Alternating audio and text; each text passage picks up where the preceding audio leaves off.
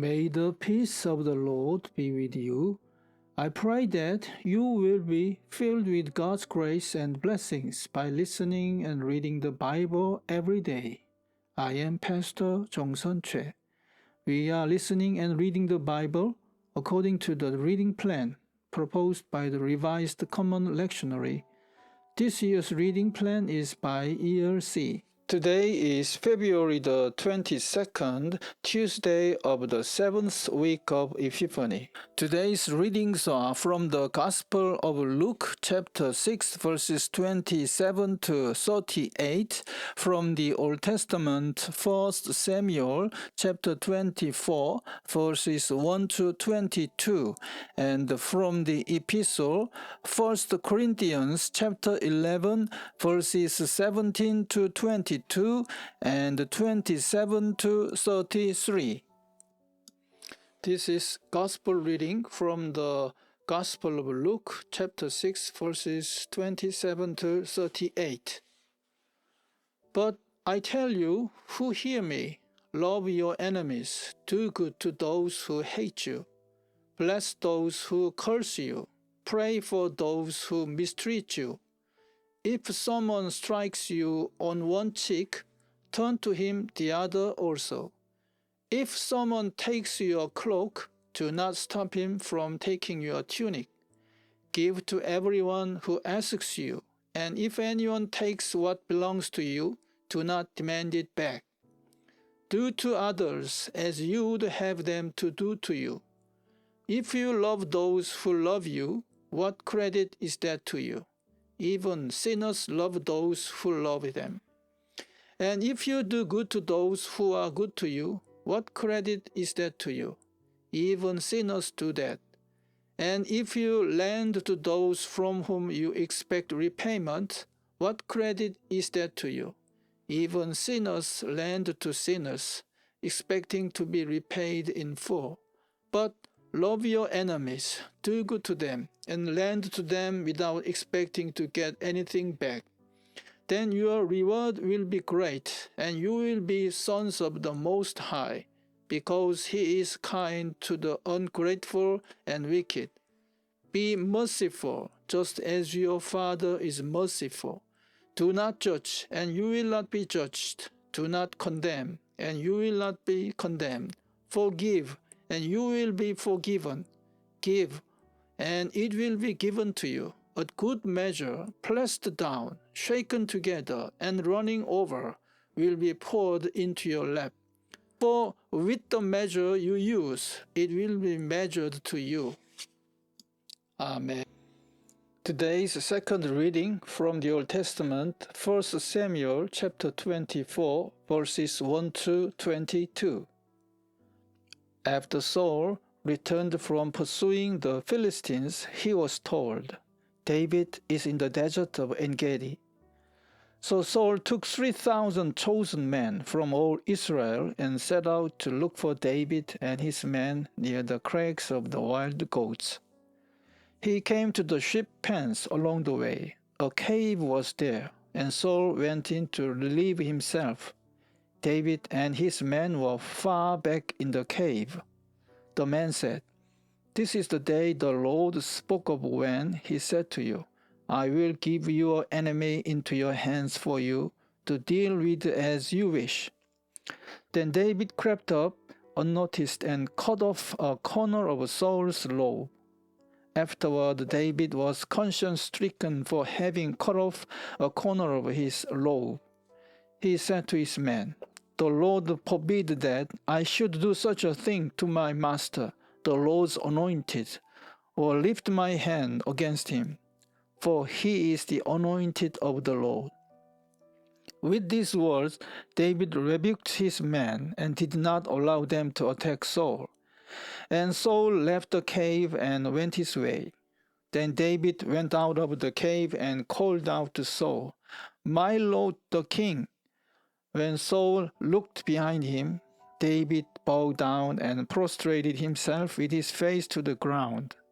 He said to Saul, "Why do you listen when men say, 'David is bent on harming you'?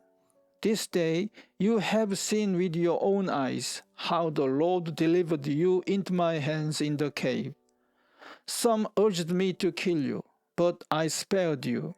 I said, I will not lift my hand against my master, because he is the Lord's anointed.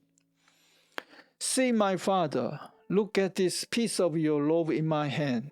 I cut off the corner of your robe, but did not kill you. Now understand and recognize that I am not guilty of wrongdoing or rebellion. I have not wronged you, but you are hunting me down to take my life. May the Lord judge between you and me, and may the Lord avenge the wrongs you have done to me, but my hand will not touch you. As the old saying goes, from evildoers come evil deeds, so my hand will not touch you. Against whom has the king of Israel come out? Whom are you pursuing? A dead dog? A flea? May the Lord be our judge and decide between us. May he consider my cause and uphold. May he vindicate me by delivering me from your hand. When David finished saying this, Saul asked, Is that your voice, David, my son? And he wept aloud. You are more righteous than I, he said. You have treated me well, but I have treated you badly. You have just now told me of the good you did to me. The Lord delivered me into your hands, but you did not kill me. When a man finds his enemy, does he let him get away unharmed? May the Lord reward you well for the way you treated me today. I know that you will surely be king, and the kingdom of Israel will be established in your hands. Now swear to me by the Lord that you will not cut off my descendants or wipe out my name from my father's family. So David gave his oath to Saul. Then Saul returned home, but David and his men went up to the stronghold. Amen.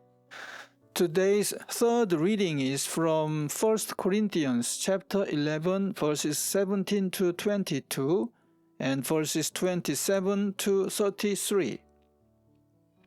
In the following directives, I have no praise for you, for your meetings do more harm than good. In the first place, I hear that when you come together as a church, there are divisions among you. And to some extent I believe it. No doubt there have to be differences among you to show which of you have God's approval. When you come together, it is not the Lord's Supper you eat.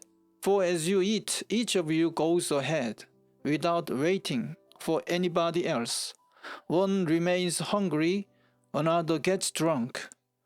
Don't you have homes to eat and drink in? Or do you despise the church of God and humiliate those who have nothing? What shall I say to you? Shall I praise you for this? Certainly not. Therefore, whoever eats the bread or drinks the cup of the Lord in an unworthy manner will be guilty of sinning against the body and the blood of the Lord. A man ought to examine himself before he eats of the bread and drinks of the cup. For anyone who eats and drinks without recognizing the body of the Lord eats and drinks judgment on himself. That is why many among you are weak and sick, and a number of you have fallen asleep. But if we judged ourselves, we would not come under judgment. When we are judged by the Lord, we are being disciplined so that we will not be condemned with the world. So then, my brothers, when you come together to eat, wait for each other. Amen. This is the word of God for today. Thanks be to God. May I bless you for today. The Lord bless you and keep you. The Lord make his face shine upon you and be gracious to you. The Lord turn his face toward you and give you peace. Amen.